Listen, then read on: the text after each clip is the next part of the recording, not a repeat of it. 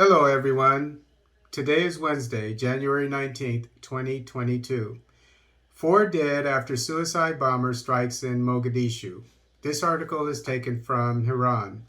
Mogadishu, a suicide bomber in Mogadishu killed at least four people on Tuesday and injured another 10 following an attack at a cafe near a military base. Residents reported hearing a powerful explosion in the Wadajir district of Banadir region in the early evening. The blast occurred outside a tea shop. The bomber appeared to target Somali government soldiers training at the General Dagabin military camp. Al Shabaab claimed responsibility for the attack. Somali police officers and ambulances arrived at the blast scene to investigate and transport victims.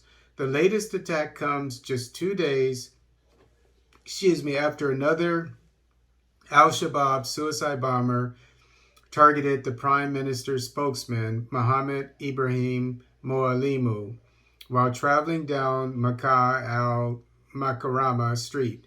Moalimu survived the attack but has since been airlifted to Istanbul for advanced medical treatment. So we see that it was brought up in a previous video I did, the involvement of the Turkish government in Somalia, and to expect a Turkish footprint in Somalia soon, because a lot of foreigners are leaving, and as well as Africans.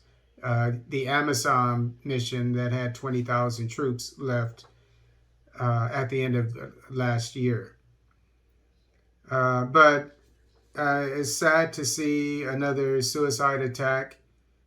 The only thing that I would have to add as a security expert is, again, as I said about Somalia, Mogadishu, which is, I assume it's a crowded area, which would lend itself to suicide attacks. And because you have so many people around, and how do you police all those people? How do you provide security? So the only situation here is, Mogadishu. As I said before, Mogadishu should have cameras everywhere, on every corner, everywhere, even the stores, but on top of that, you need people monitoring the cameras, a police station monitoring the cameras, police stations, because I'm sure it's a very big city, and looking for suspicious activity, but also having military personnel around, so if they do see something suspicious, they can respond to it and stop a person and tell them to empty their bag or whatever, if they so it's not going to happen overnight, but it can happen, where because I went through it myself after 9/11, trust me, where in certain areas that you went to, they had, in the city that I was staying in, it was throughout the United States. You couldn't go into certain areas with a backpack.